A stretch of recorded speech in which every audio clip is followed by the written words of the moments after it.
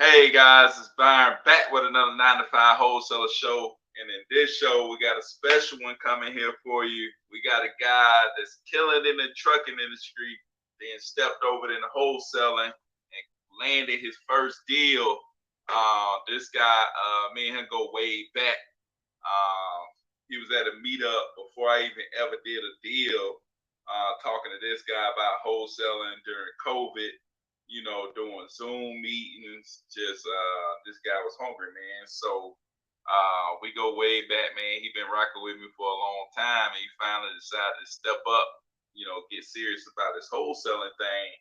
And man, he went out there and snagged the one. And I'm bringing him on to, let y'all see, how he got it done. So, but man, if you're new to the show, I'm Byron Scott. I used to be a teacher. I stopped teaching through wholesaling. I wholesaled for 2 years, able to stop my 9 to 5. And now I'm on a mission to help 100 people with a 9 to 5, begin to live life on their own terms. So if you identify with what I'm doing and the avenue that I'm doing it through, which is real estate, then subscribe to the channel. Make sure you like, subscribe, share this video so we can help other people do the same thing. But with no further ado, we bring it on my guy, Ty. As some of y'all cash flow Ty. Yeah. Right. So man, how it been, man? How you feeling over there? And it's going good, man. I appreciate you having me on here. It's an honor. Yeah, man. So shoot, man, how's it been since officially becoming like a legit wholesaler? Oh man, it's the best feeling. It's probably one of the best feels I ever got before, because this is the first time I've actually made some money that like I kind of like went out like it, I kind of went out and hunted and got it myself instead of someone actually feeding it to me. So it's a different kind of feeling. Gave me that confirmation that I always know how to go earn some kind of way. So yeah. Yeah, that's Yeah, what's man. up, man. That's what's up. So tell us about what you do. Like, tell us about what you was doing before you ever got into real estate. How did you get into real estate in general? Well, I've been trucking for the last I think 12 years. So I've been trucking for the last 12 years. I got into trucking and I've been doing that.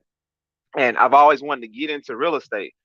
But what took me so long to get into real estate was because when I had moved here to Atlanta, I was listening to Dave Ramsey, and Dave Ramsey was always about like, paying cash for everything.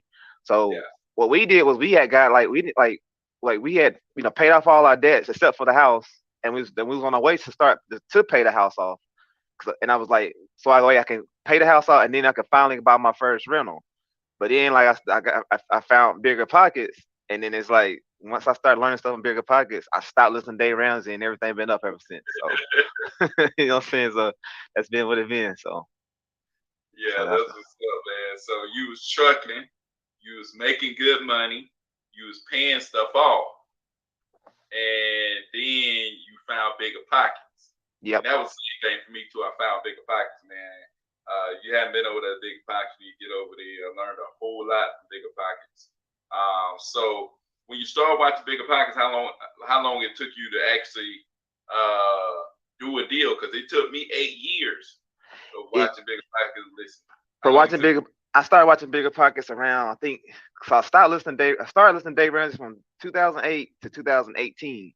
So then Yeah, 2018 I started listening to bigger pockets, and from 2018 it took me 2 years from there to buy my first property, like my first rental, whatever. So 2 years from that point. So that's kind of how I went from that transition. But yeah, cause yeah, 2000, yeah, so 2 years. But I studied from 2008 to 18 to 2020, like 2 years straight, learning how to analyze deals, learning how to do all that stuff. And I was always, and, I was all, you go on Zillow and you try to like see a deal that you might want to buy, and you like actually like break it down and write down like how you would buy it and how much you pay for it. And I was doing that, and I was driving by property, but I was never really like doing anything. I wasn't putting in no offers. I was kind of like kicking the can down the street, tire kicking and stuff. So yeah, um, yeah, man.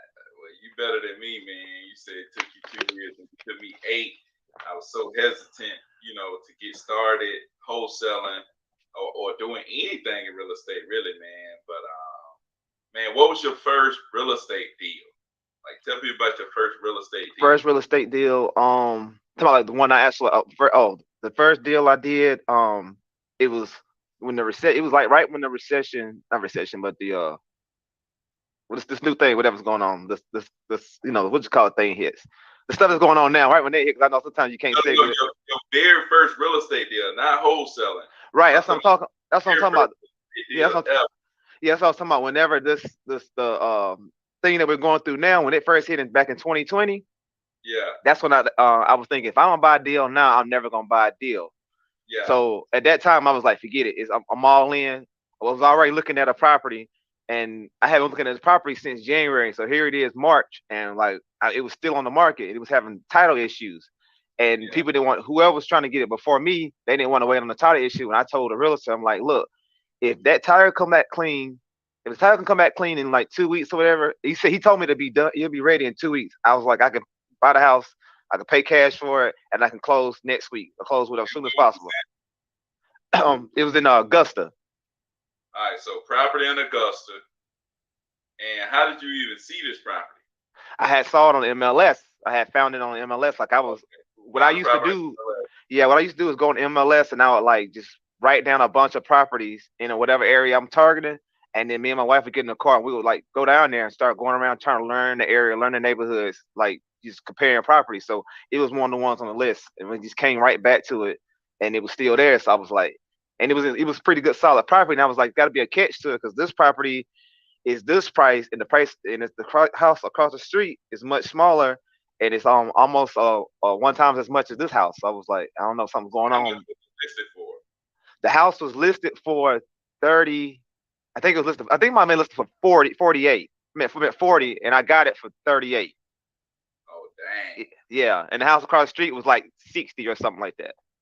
Yeah. And it was like the house I got was 4 bedroom, 2 bath, 1,800 square feet. The house across the street was like 3 bedroom, 1 bath, like 1,100 square feet. So I was Yeah. kind of like comparing, well, this one's going for 50. Somebody got it under contract. So I was thinking, well, somebody's buying in this neighborhood for 60. I should be able to buy here for 38 and be okay. You know what I'm saying? I don't know. I just took the risk. So So you end up buying that one and you end up holding it. yeah, I held it. Yep, I buried that property. Yep. You bought a whole house. So that was your first introduction is just having a rental property. I did the same thing. Like I bought a triplex, I guess around the same time. I bought that triplex in 2019, actually. So I Oh, bought a okay. triplex in 2019. I held that bug. But shoot, man. So you bought a rental. Did you buy more rentals? Yeah, I bought. Since then, I bought three more. So Well, altogether, so altogether, yeah, about two more after that. So it's three altogether. so you got 3 units. Yes. hmm Yeah. So um, but yeah, man. So you bought 3 units. You still trucking. Still trucking. Yep. Still Yeah. trucking. So you're trucking. You got rental units, and now you start looking at wholesaling. Like, what made you start looking at wholesaling? I felt like I was maybe started looking at wholesaling. I felt like I was paying. I was buying all my property off the MLS, and I was thinking if I can learn how to start buying off market deals, but that's all I wanted to get into this for was like learning how to buy off market deals so that I can if I get better deals. But I remember I think I ran across like one of your videos. Like I remember on the video I had seen before I started running across the videos when you start talking about like the 100, the 100, the 100. It was like I just remember you had doing the I think it was you did the 70 deal and you did like a 30 deal I think or Yeah, 30 is it was like something like 70. It's like 40 and 30 or something like that. And I remember so that was had probably been like a year and a half. And I came yeah, back and I was like, dang, you know what I'm saying? It's kind of like so. I just started going back looking at all your videos from the first one to like all the way to like now, and then from that point I was sold in because I personally knew you, so it's not like when you see these guys on the internet and it's like they say they do this do that, you be like did they really do that? But by me knowing you, I know you're not like no capper. I'm like he said it, I know it's real. So from that point yeah. I was like this I'm And gonna try it out. You know what I'm saying? like how we meet up. You said how we had met up to my through the what you mean to my the I didn't hear you. Now, The phone tell had. people how you knew me. I knew you from us. We had did a well, if I met, from bigger pockets. They went from bigger pockets to us doing a meetup at the Starbucks. The first time came out to Starbucks, it was us, a group of other people. We started Yeah, doing like a bigger pocket meetup here in our area, and then from there, you know, you know, C19 hit, and then we had to start doing them over Zoom.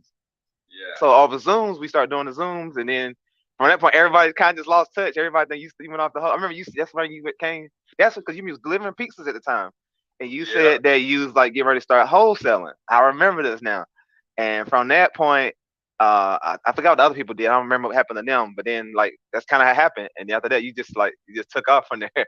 You know what I mean? Yeah. I remember that was like that was like summer 2020, or Yeah. like right to get ready to be summer 2020 or something like that. Yeah. Me and Ty go way back, Yeah, man. At least in our real estate journey. yeah, So, but man, so you was like so you buying rentals, so you thinking, man, if I could find off market properties just to buy myself, that'd be cool, right? right, But right. now you done turned that to not finding for yourself, but finding for other people and Right. doing deals. Right. Actually turned into like a just like you just turned into like a real business. Like that's what my mind is at, like wanting to turn this into an actual real business they can run on its own. That's where my mind is at with that. Gotcha. So, what was your first move in trying to get your first deal? Um the first move, trying to further, well, the first thing we did, like I said, the first thing we did was outside of like looking at all the videos and getting all the information, I hired a VA. That's the first thing I did. A cold caller. We hired a cold caller.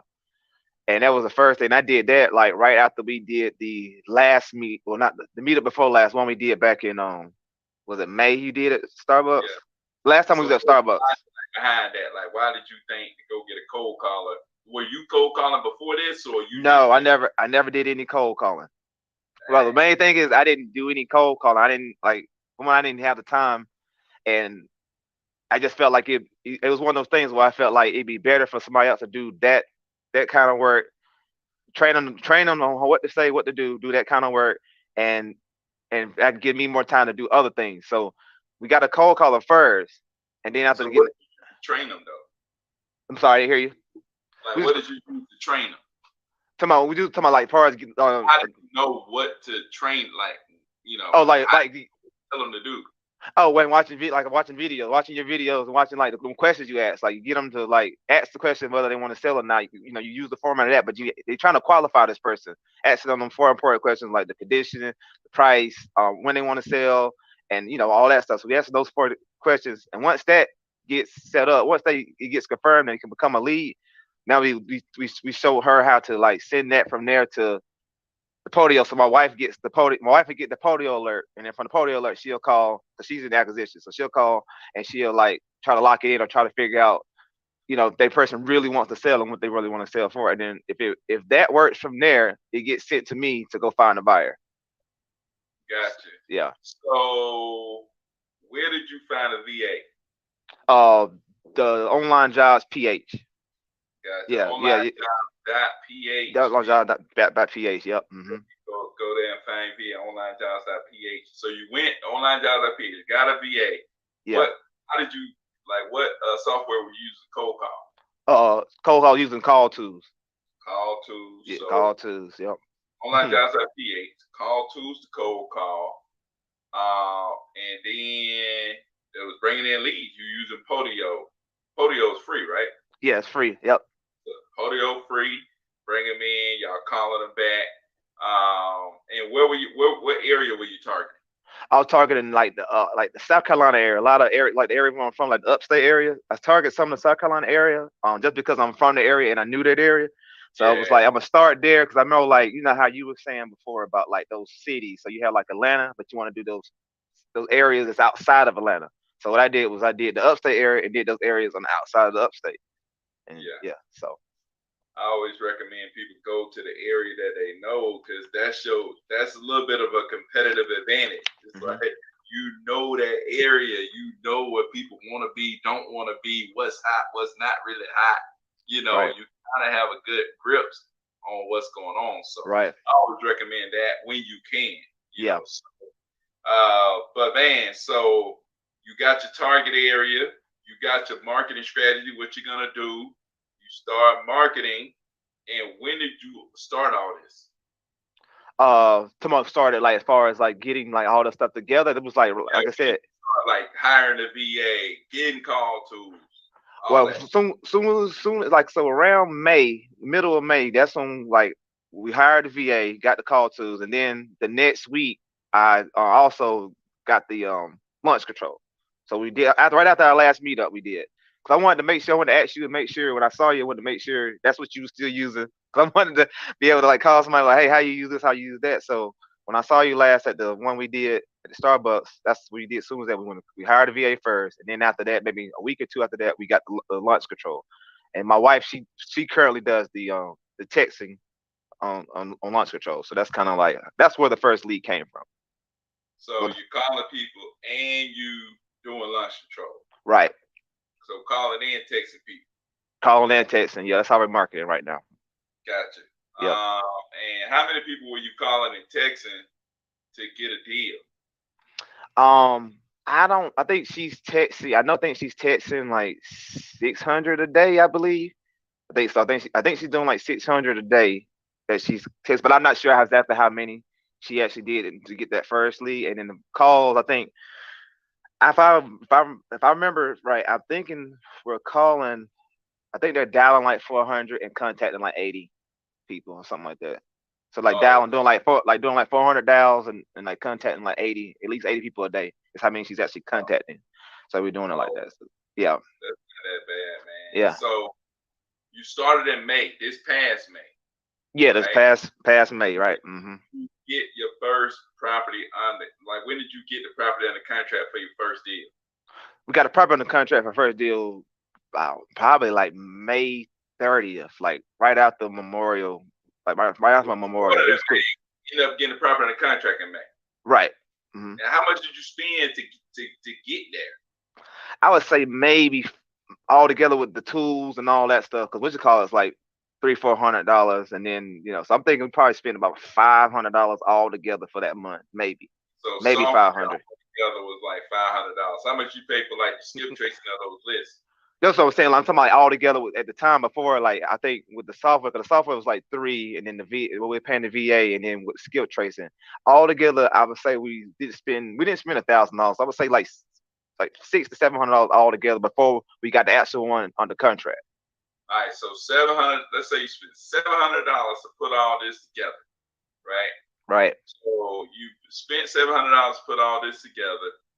You learn all this stuff that you did from YouTube, and you put it in action. And it took you probably less than 30 days to get the property under contract. Correct. Mm-hmm. And then, okay, so tell us about the property. Like, where was that? How much you get in the contract for, all that good stuff. Okay, so the property was in this place called Fountain Inn, South Carolina, which is in Greenville County. The property, we had got it under contract for $150. It was on Zillow. So when you pull it up on Zillow, it was on Zillow for like $265 or something like that. We got under contract for $150. So the property was in good condition. It was in, as far as compared to the properties that I'm used to buying myself. When I saw it, I was like, oh yeah, this is gonna be like, people gonna love this one, especially if it was a good area too. I'm assuming that I think the landlord he was a tired landlord with this one property because he had other properties, and I think he just didn't want to go back and refix it. So we got him to like agree to 150, and then from there I just went and start marketing, trying to find a buyer. It was like 3-bedroom, 2-bath, and I think it was like 1,100 square feet. Yeah. And it needed some. It probably needed some TLC, like some painting. Floors in the kitchen need to be the subflooring in the kitchen need to be redone, and that's pretty much the major thing. I think I would say it's probably like $25,000 worth of rehab that need to be done to that. That's the good thing about I had a background of knowing what needs to be done. Kind of made it easier to know and what to look for and what to like put out there. So that was helpful, like I say. Yeah, that's definitely a competitive advantage that you had. Being a person who have bought properties renovated, to be able to know like, hey, it's gonna probably cost this much to renovate it, so you probably need to buy it at this amount. So I probably need to get them under contract at this amount. So did the seller come out and say how much they wanted, or you had to like negotiate them down?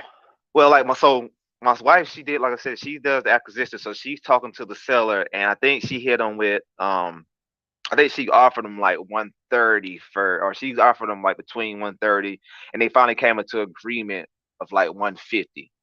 He said he could do 150, and then once he said he can do the 150, and I figured out that we possibly can put it on the market for like 175. I was like, go ahead and go with it. So when he did the 150, that's what I turned around and put it on the market for 175.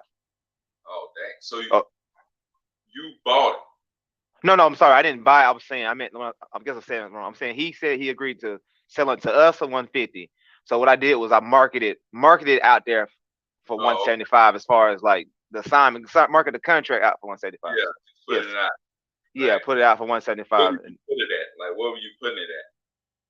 The some of Facebook groups, mostly just Facebook groups. That's all I used at first. I used I went to that area of what it was like Greenville County, Spartanburg County, the upstate Yeah, area, and I just marketed assignment, direct to seller assignment for sale, and I put PP 175 because because one thing I learned, I don't know if it's how it is in Georgia, but South Carolina they got like strict rules and strict laws there, so you can't be on there like actually like posting property as like a realtor would. So you have to yeah, like kind of be strategic and put like PP 175. And anybody knows that means, purchase price 175, So I'm yeah, doing these little things and that. So I got away from that. So I did that. I kind of like, so we got that out the way. And then people were hitting me up wanting to see stuff. People like flooded me wanting to like see the property. Because of course, or when they hit me up, I'll send them. When I went to the house property, I made a video of the property. That's one thing I did. And I got to use the Zillow link. So I send them the video, fresh video and the Zillow link. So when they get on Zillow, first thing they're going to see is the 265 Zillow estimate and they see what yeah, I got listed for. Now they're interested. They want to go see the house. So yeah. yeah, That's yeah, what's up, man. right, So you got under contract for 150. right. Put it out there for 175. Yep. And who bid? Like, where did that first person who bid? The first person who bid, it was some guy. I don't know where he came from, but he was like, I think he might have. I'm not sure. He seen it in an email blast or what, but he hit me up and he wanted to go by and check the property out. And real fast talker, you know how that goes. So I was like, yeah, cool. Like, me fresh, not really. So I'm like, yeah, go out here. Like, yeah. I was like, okay. He went to go see the property. I gave him the code to the lockbox. He went to go see the property, and he come back. He's like, first he's excited. He liked the property, and he start talking that stuff about. Remember I asked you about? He said something about he was like a realtor, something. Something had not been a realtor, but he was like a realtor. But it was something that was like confusing, and I didn't Yeah, know what it was. But I was. He was like he offered like he came in. He like offered like 170.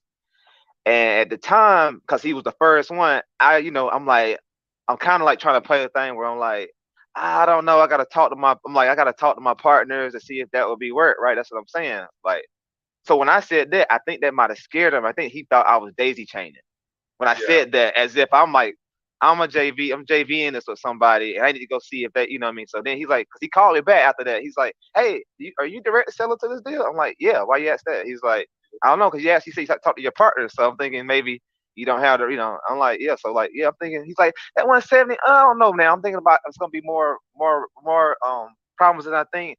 So I'm thinking more like he started like I think you might said like maybe like 138, and I was like, nah. You know what I'm saying? I was like, nah, I'll just find somebody else, you know what I mean? I was like, this yeah, property may not be for you, and I just went on. So yeah. then I learned from there, so like don't talk too much. So how did you find the person that you end up selling the property to? Property well, that was like another journey because the person I actually ended up selling to, he actually came after like some mistakes I made with these other people. Because after this person that came to see, the person that actually bought it, I had to put the property back on.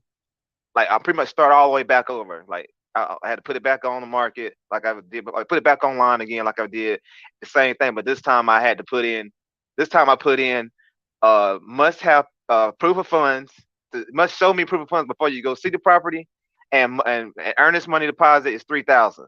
So I put that out there before anyone came, and then that guy called me. That guy called me. He sent me the proof of funds. I saw that he had the funds. He went to go see the property. He liked the property. Now at this time, I'm crunching and getting to almost to the end. I'm like in my head, I know the least I want to take. So he comes and he knows it's listed at 175. I still got it listed one. I went back and listed it back at 175. He asked me. He said, "Am I flexible?" I was like, "Yes, I'm flexible." Because I was. I wasn't trying to. I wasn't. I'm learning this at the time. I'm not trying to make mistakes. I'm like, "Yeah, I am flexible." So he's like, he goes, "Let me go do some numbers." He came back. He's like, "Hey, what do you like? What can you do with this?" I'm like, he's like, "What can you do? What can you do?" I was like, I was like, how does 168 sound to you? I seen somebody talk like that online. It's like how does 168 sound to you? He's like, yeah, that sounds good. Let's do it. I like, cool. I was like, I'm gonna send over. I'm gonna have Angela send over the buyer agreement and because I never say the word contract. You know, then people get scared of that word. So I say, let's send over the buyer's agreement, and then once you sign that, all that stuff, tell them all the details and all that. And that's pretty much what we did. She sent over the thing to him. He signed it right away. And then, like the next morning, he went up to, or he went to this place. So the place we use the closing is a place he always uses, and so he knew he was familiar with the process. And he went there, dropped 3,000 off, and once that happened, I knew it was like, oh, that's really real. You're ready So to go. yeah. So how was the closing day like, especially virtually wholesaling? How was closing day?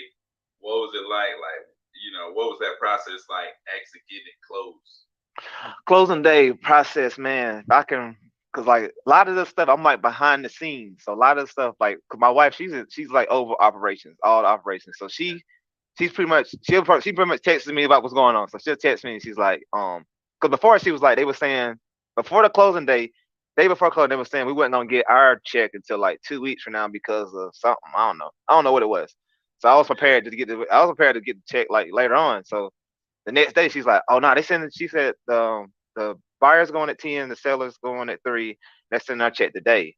I was like, "Oh, cool." You know what I'm saying? So and I still wasn't like checked off until everything was actually done. Like everybody that did their part, and then once I was like, "Okay, boom." That's when as soon as she said that, that's when I texted you. It was like, "Bam!" Like finally did it. You know what I'm saying? So I was Yeah, like, man. "Yeah, yeah." So that's So kind of how that went, man. it was an assignment. Yeah, assignment. Assignment. I did an assignment deal. I didn't do a double close. I So did an you didn't assignment deal. nothing. You was good. They haven't signed nothing. They haven't showed no closing, none of that. Straight assignment. And where did you get your contracts from? I got a contract from your links that you use. The ones I don't know if you still use those same one, but the ones you use when you was putting out how to fill out the two contracts you Oh, use. Yeah, yeah, that's what we yeah, yeah. But the another good thing about this place that we closed at, there we even though we did an assignment deal, they were able to do it. They're blind. known for that. They was able to do it where they couldn't, no one could see what was going on. Yeah. Yeah, yeah. So like that's one thing. 'Cause, like even the buyer that bought from me, he's like, hey, yeah, this place is a good place because like they won't show. He does deals too, and he's like, they don't show me or the seller who how much you make. So I was like, cool. Even what I mean, so I was like, okay, great. We ain't gotta, Man, so that's yeah, nice right there, man. yeah. So So man, that's good, man. So uh now before we get to our fast five questions, man, I'm gonna go ahead and take questions from the people on the side in the chat. They said, should we always get the earnest money? Should we always get the earnest money? well, we don't get the earnest money, but somebody so they always have somebody send the earnest money. Yes, you should always have somebody that is serious about, but let you know that they're serious about buying because I made that mistake with the second guy that came to the property.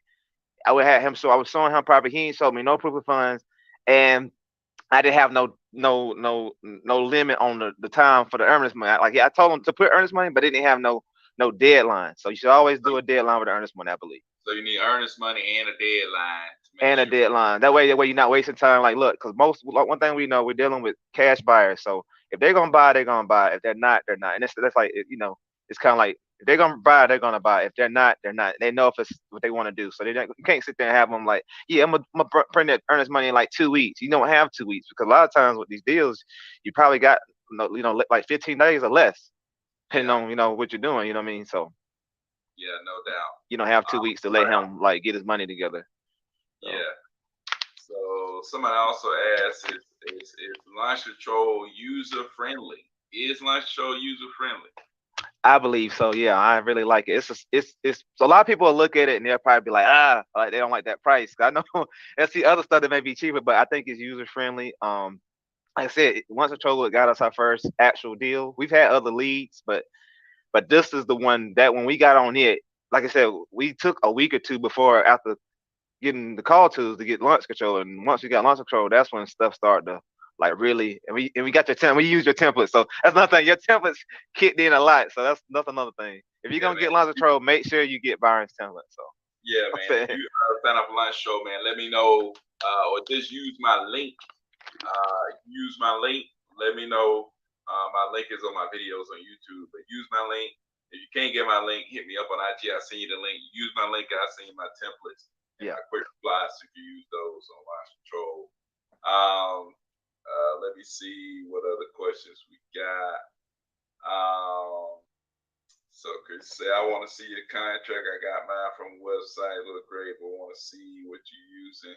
Uh, what I'm using right now, I'm gonna put inside of the course that I'm coming up with. What I have used, I got in a video, and it's on my YouTube. Just got to look down in the archives. So we got another question. How much money would you say someone need before they try their hand in this? I don't think I mean, it just depends on. Well, that's a hard question. It just depends on how much you feel that you're willing to. Because at the end of the day, I had to like that was my thing. I tried this wholesale thing before 2 years ago before I bought my first deal, and it was time like me because I was making decent money driving trucks. It was like I was out there putting out bandit signs and stuff, and I was like waiting for somebody to call me like that day, and if somebody didn't call that day, I was like, man, forget this. This ain't for me because I was impatient about patient. And people were saying they were spending money on different marketing things, and I just didn't understand it. I didn't really understand none of the stuff. I didn't understand none of the stuff until I started actually watching your videos. And I started watching the people that you said that you watch. So I watched your videos and I follow everybody that you said that you follow. And I went and watched their videos like Keith Everett and all of them. And I started seeing all the stuff what they use and like how it's all structured. It's like, okay, if I can spend money on and other things that don't give me no kind of return, I can just spend money here. So whatever money you got that you can use to the side, I would say so. I mean, you can. I mean, I've heard people use low as $300 to no money to $300. I mean, you're gonna need something to like, something. But I would say, I mean, you just got to figure it out. I mean, I really can't say. I know what I was willing to do. So you just gotta be what you're willing to like lose, I guess, and Yeah, still be all right. You know what I mean? yeah, Go all in, all money in. So yeah. So I would say there's always free ways to do stuff, but obviously the more you do it for free, the more effort, the more grind you're gonna have to put in. right. You got some, and it made more time. Hmm. Like I said, he wasn't trying to, he put the band signs out. He's like, oh, I ain't doing this no more. Yeah. Like, you Yeah. know, like you have to fit, you have to do what fits you and what fits your lifestyle. Right. Like, I was a teacher, and I was like, sure, I'm gonna put out bandit signs. I never really put them out because I didn't have time to do that. That didn't fit my lifestyle. Right. So do what fits your lifestyle. You can't do this with no money, but if you're serious about it and you actually want to get something done sooner than later, Right. you put the extra money into it, put the extra effort. Right. Like think about what you were saying earlier on another video. I seen a video telling the guy you was like you said, I'm doing like I can do like you saying that you can do like 4 to 5K in a month as far as you putting out there and get like 150 to 100 return. So it's kind of like would you if somebody told you you're guaranteed to like you spend 4 to 5K a month and you can make 100 or 50 or to 100, would you do it? Be like everybody be like yes if they what I mean. So it's kind of like imagine if he's spending that money to make that kind. Imagine what you can do with 4 or 500. You know Yeah. what I'm saying? You can, so yeah, I mean, so it's just mad. It depends on you just gotta be willing to like, I mean, it's all Do it. about yeah. All right. So, do you need a real estate license to get into wholesaling? No, no, not at all. They'll try to tell you you don't, and the people. One thing, certain places you'll be in, you'll have real estate people, some real estate agents. They don't even understand this because I ran into a couple, and they're like, "Is this illegal?" You know what I'm saying? You know what I'm saying? And so you'll have, but you don't need a real estate license to get into wholesaling. It's yeah, you need a real estate license to, you know, do certain things, but you don't need a real estate license to do the wholesaling. It's like for people who don't want to get a real estate license. Sean said, "Good stuff. Congratulations." Appreciate it. Appreciate it. Rolex up in here. Rolex say he in the building. Wholesaling ain't dead. It's about to go crazy. That's what's up. So we're gonna go ahead and get to the Fab Five questions, man, and get you on up out of here, man. Ain't All trying to right. take time. So, what's your favorite mindset book that helps you get started in real estate?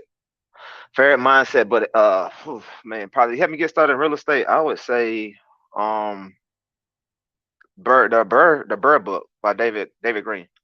Yeah, Yeah, that's what did it. The Bird book took me to a whole nother level and I've used that method to, like I said, like I've said, like I said, it actually worked with the stuff in that book. As far as me trying to like skyrocket one rental to the next, instead of waiting to buy one rental and then waiting another 10 years to get the next one, that book really showed me how I can get one quicker than that. So yeah, Gotcha. So the I book. guess your favorite mindset book. Oh, Next, your you said favorite real estate book. oh, my So bad. I thought yeah, you said mindset, but yeah, that's what I'm saying. That favorite real estate book would be that. But mindset book, uh man, I can't say which one got me into it because I can't remember because I read so many books. But I would say, like I said, right now I know what it is right now. Right now, it's the 10x mentor. Like right now, that's the thing that's got me really pumped. So that's the main one. But I can't remember which one because I read so many books. That's what I do. I like that's all I do in my truck. I don't listen to the radio. All I do is like read books, and listen to podcasts. So yeah, that's uh, what's up, man. yeah. So and we'll put those below the 10x mentor and David Green's Bird. I got one. Your next five moves by Patrick Bet David. That's one of my favorite books. Your That book next will five. take it. I gotta get that one, man. Yeah, You gotta next five moves by Patrick Bet David. So that's the got one. Yeah. okay. Well, shoot, man. What's one thing that you bought since you started making money in real estate that you probably wouldn't have bought before? Ah, dang. One thing Have you about bought anything that you wouldn't have bought before? um, I haven't. I haven't Since spent the any day money. real before you probably ain't bought that thing. Oh, talking about when I was doing the day round. Now that stuff I bought Oh since. man, Oh, got you. Oh start yeah, making yeah. money in real estate. Yeah, yeah, yeah. Oh Have you man, bought shoot. something that you wouldn't have bought before? Oh, phew, Or are you man. thinking about buying something that you wouldn't have bought before? Uh, Let me. I would say, man, I've done. Well, I've done. I probably took trips and done things that. But I think my like I bought my car. I bought a car, but like I paid. I paid cash for it. But Dave Ramsey probably would have wanted me to pay my house off before I bought the car I bought. So Yeah. so yeah. But I forget that. You know what I'm saying? So that might be. It might be my car that I got. I have a '75 convertible Caprice. So Oh, that's yeah, dang. yeah. So Old school. yeah. Yeah, So that's what's up, man. yeah. Trying to get one of them one day. Yeah, One man. day. But shoot, the second to the last question I got for you, man. What separate people who are successful at real estate, specifically wholesaling, from those who fail, give up, or never get started? Um, the ones that like, the ones that don't, the ones that keep going when they fall on their face, the ones that get right back up and keep going as if they didn't fall on their face. That's like the ones that like because those obstacles will come, they're coming, and if you can like get past those obstacles, oh man, you're gonna be straight. So that's what's gonna separate you from the ones that's gonna give up because you don't want to be that person saying you wish you would have, could have, should have, or on Facebook looking at I wish kind of feeling like why not me. You just got to go out there and do it. I mean, we all got 24 hours to do what we need to do every day. So I think that's pretty much what separates us from everybody else. Gotcha, man. That's what I tell you too. It's like, dude, you got to be willing to go out there and just do it. Yeah, you can't. And the main thing you can't do is you can't be 'cause that's what gets up a lot of us. We be worried about what. If we don't, if we told people we're gonna do something and we don't do it the way we said we're gonna do it, we worried about what somebody's gonna think of us because we didn't do it the way we said we was gonna do it. So it's like that fear of failure. You know what I mean? That's that fear of failure, but really fear is the fear of wondering what everybody else is gonna think of us. Because failure is just like that's just all that's just a mind thing. You can get past all that stuff and Yeah, grow. no doubt, man, no doubt. Last question before we get you up out of here, and actually final question. So, Sean asked, which one do you prefer, skip trace, prop stream, or batch leads? What do you use for skip trace? Um, I use prop stream and I use what's it called? I use prop stream to and then I guess I think I skip trace with lead shepherd, but right? Yeah. Yeah, I use prop stream to like, find leads, I guess, or find, the stuff. Yeah, get my list and then I skip trace with lead shepherd. So Yeah, yeah. I don't skip trace with prop stream or good, man. batch I've leads. been using them for a long, long time. So, but man, last thing, we're gonna go ahead and get you out of here. Where can people find out more about you and connect with you? Underscore cash flow tie on everything, and if you if you do hashtag Team Cashflow on anything, you'll probably find me. So hashtag Team Cashflow and underscore Cashflow Ty on all platforms. That's me. Man, and Ty's good, man. Ty, he willing to help people. If you got trucking questions, if Yep. you got, real estate questions, rentals, fur, wholesaling, this man, he can help you with all of that, man. Yeah, So man. y'all go hit him up, show him some love, all that good stuff, man. Appreciate him coming through. But man, appreciate everybody coming through, checking it out. And this was a great, amazing interview, man, showing this journey, how you got your first deal, the mindset of getting the first deal, and how you can quickly put that thing together. He started in May. Yeah. And then the first deal closed when? Well, it closed July 6th. So we got it like May 30th, closed July 6th. But it's because, like I said, I had some bumps in the road. Yeah, so mistakes I made from not getting the earnest money and the proof of funds. If that wouldn't have been an issue, probably closed sooner. Tell me you're gonna start something in May, spend like $700, make $17,000, and so yeah. Congratulations, man. Appreciate it, man. Appreciate everybody else coming through. And till next time, man, y'all stay tuned. We're gonna come back tomorrow with another show. If you haven't already checked out the previous shows, Cadero, was my last show, man. My guy in Tennessee that's up there crushing it. Go check that out. But man, appreciate everybody coming through. Until next time, man. Peace out. All right, we're gone.